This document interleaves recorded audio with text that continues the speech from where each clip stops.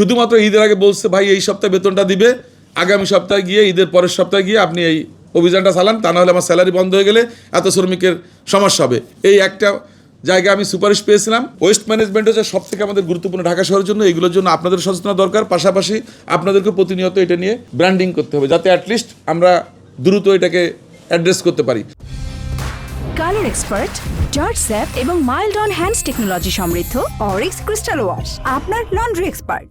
তবে সরকার এতটুকু বলতে পারে যে এর আগে যে উনি যেটা বলেছেন যে বর্জনীয় বাণিজ্য হয়েছে, ইন দ্য ফার্স্ট হয়েছে, এখন যদি কেউ করে, যদি আমরা সেখানে আইডেন্টিফাই করতে পারি যে না এই জোনে বা এই করতেছে, সেটাকে আমরা ফিক্স করতে পারবো। কারণ এই সরকার বিশেষ করে পরিবেশ সুরক্ষার জন্য কোনো দুর্বৃত্তায়নকে প্রশ্রয় দিচ্ছে না।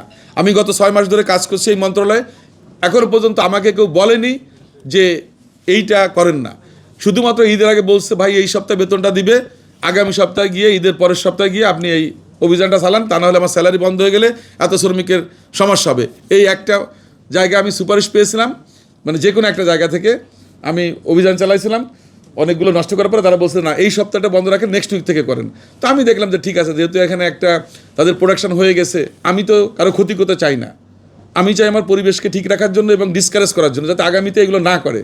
তো সেই জন্য এই একটা জায়গা থেকে আমাকে একটা ফোন আসছিল, এই ছাড়া আমার মন্ত্রণালয়ের কোথাও থেকে বা আমার সিনিয়র কেউ এখনও পর্যন্ত বলেনি।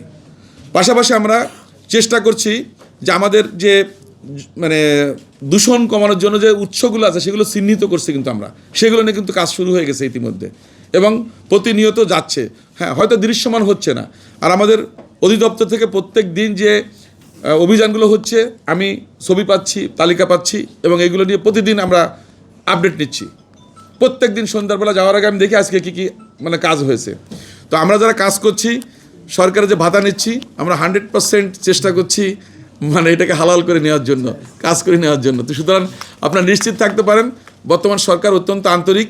আমি ধন্যবাদ জানাই বাপাকে যে এই ধরনের একটা আয়োজন করেছে এবং যদিও একটা অনেক বড় হয়ে গেছে আমাদের সাহের সাহেব যেটা বলেছেন, আসলে ইস্যুগুলো অনেক বেশি, কারণ প্রত্যেকটা জিনিসই এখানে গুরুত্বপূর্ণ। সুতরাং একটা আইটেম থাকলে অনেক বেশি কাভারেজ পাওয়া যেত আমাদের, বা একটা সুনির্দিষ্ট থাকতো। তারপরও টোটাল তো সব কিছু নিয়েই তো আমাদের পরিবেশ, এটা তো পরিবেশের মূল কথা হচ্ছে পরিবেশ দূষণ, এক কথায় আর কি। তো আমি আশা করব যে আমরা সবাই একসঙ্গে কাজ করব, আর আপনাদের যে কোনো ইনোভেটিভ আইডিয়া আমরা সাদর আহ্বান জানাবো।